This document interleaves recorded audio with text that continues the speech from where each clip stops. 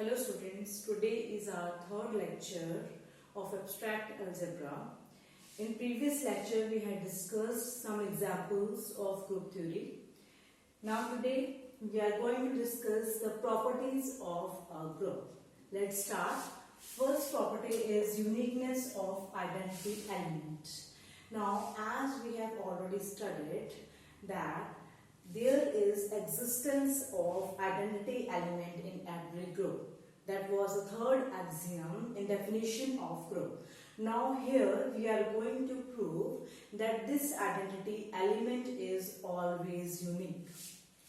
If possible, suppose even E2 are two identities. Let's suppose the identity is not unique. That means there should be more than one identity. So let, if possible, suppose E1 and E2 are two identities. Now, because here E1 star E2 is equal to E2, how is it? This is playing the role of element because identity is also the element of the group and E1 is playing the role of identity here. You can write E1 star A is equal to A because E1 is identity. Here I am using this element A as E2, right?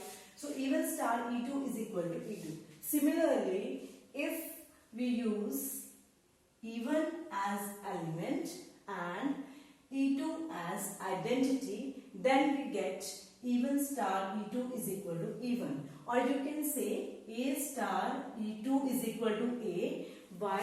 This is true for all elements of group. Why?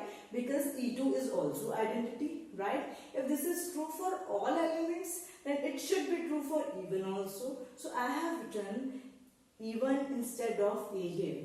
So according to these two, E1 star E2 is equal to E2 and E1 star E2 is equal to E1.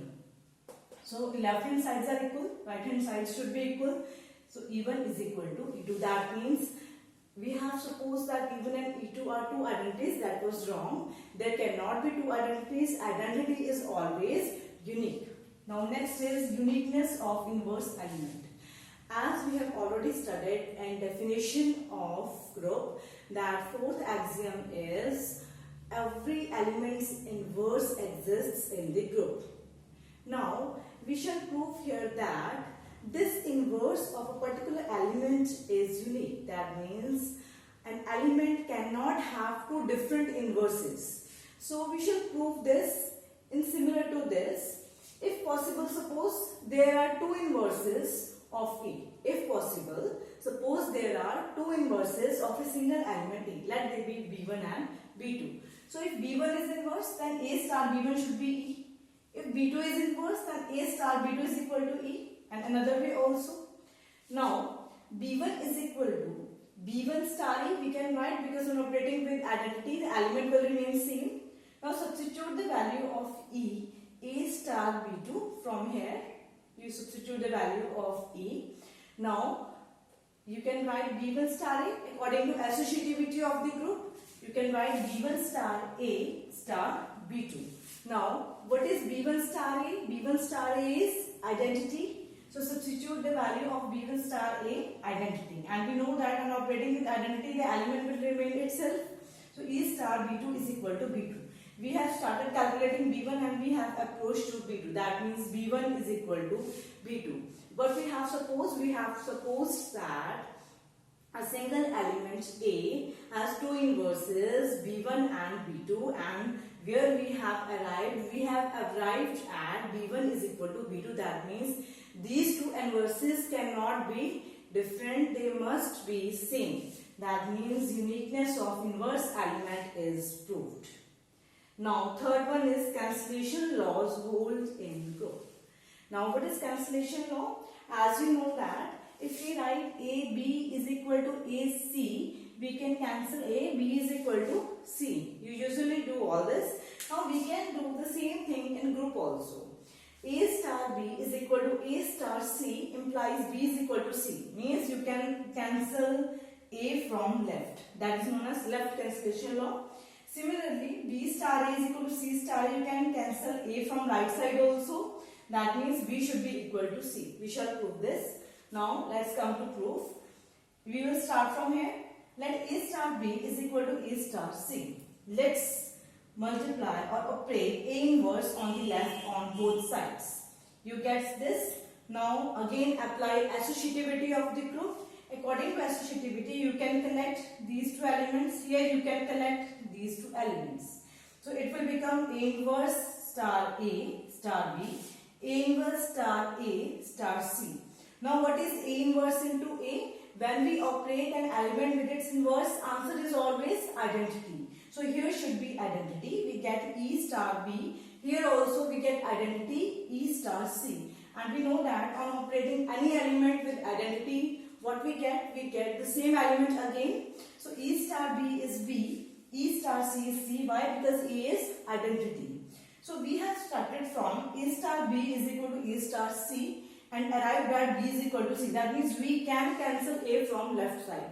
And similarly, we can prove the right cancellation law. Now next is reversal law. What is reversal law?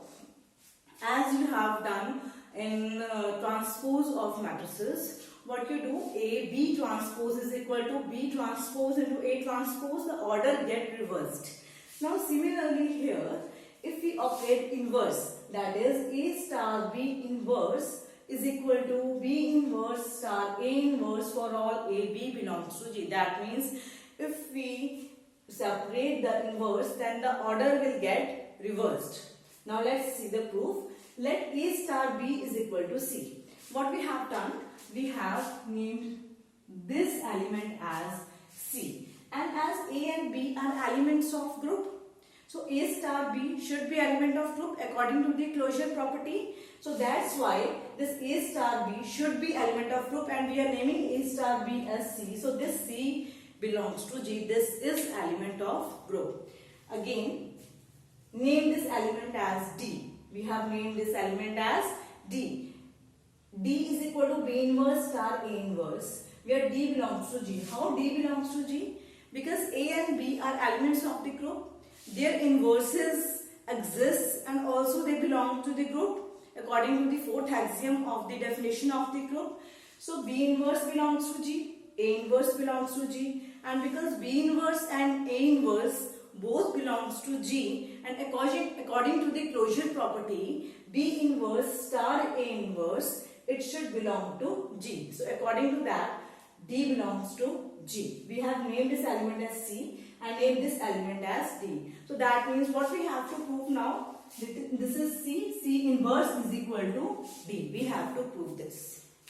Now, if we have to prove this, C inverse is equal to D, that means we are proving C and D are inverses of each other. C and D are inverses of each other. If C and D are inverses of each other, then what should be the answer of C star D? Answer of C star D should be identity. So let's calculate C star D and D star C. If both these answers, C star D and D star C, both these answers comes to be identity, that means D and C are inverses of each other, and then we have proved C inverse is equal to D, and that is what we want to prove. So let's start operating C star D. C star D is equal to, substitute the value of C here. Now here is associative property. It is A star, B star, D. Now substitute the value of D. What is D? D is B inverse star A inverse. B inverse star A inverse. Again apply the property of associativity. Now applying associativity, we have collected B star B inverse and left A inverse. Now B and B inverse both are inverses of each other. If we operate B star B inverse, answer will be identity. Now again, on operating identity with A inverse with any element, that element will be the answer. So E star A inverse will be equal to A inverse. That means we are left with A star A inverse, and operating any element with its inverse, we get always identity. So we have started calculating C star D and arrived at the answer identity. Let's mark it first. Now calculate D star C. Now substitute the value of D. What is D? D is B inverse star A inverse. Star C as it is. Now substitute here the value of this. Now we can apply associativity here. On applying associativity and substituting the value of C, you will get this. After that, again apply associativity. A inverse star A is collected here, and we know that operating any element with its inverse, we get identity.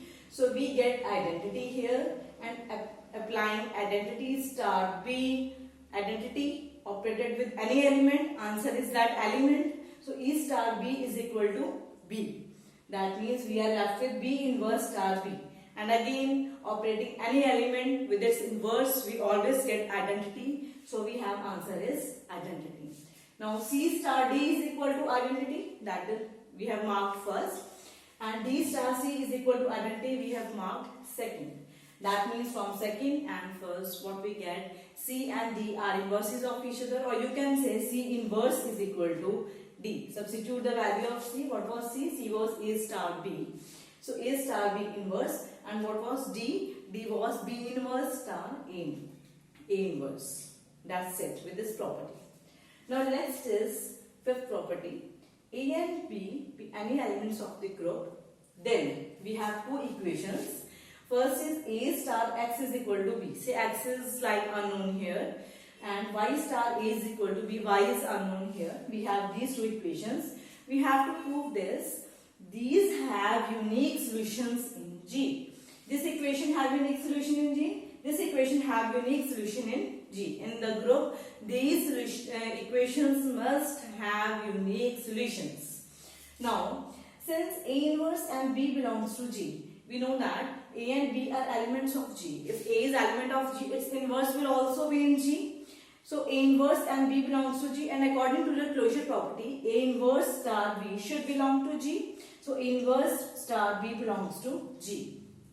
Now let's assume A inverse star B is equal to X. We have renamed it. Let X is equal to A inverse star B. And clearly A inverse star B belongs to G, so this X belongs to G. Now A star X is equal to, we have started calculating this. A star X is equal to, substitute the value of X, that is A inverse star B. Then apply associativity. We get A star A inverse star B, and any element operated with its inverse, we get identity. So we get E star B, and any element operated with identity, we get the same element again. So answer is B. We have calculated A star X, arrived at B. That means this equation is satisfied when we substitute X is equal to A inverse star B. That means this X is equal to A inverse star B is the solution of this equation. We have found the solution of this equation, and clearly this X belongs to G. We have found this the solution of this equation in the group itself. Similarly, we can find the solution of this also. Here what we will take? We will take Y is equal to B star A inverse, and everything else will be same. Rest of the proof is same. Now we have to prove the uniqueness of the solution. This solution is unique. We have to prove this. Let x1 and x2 be two solutions.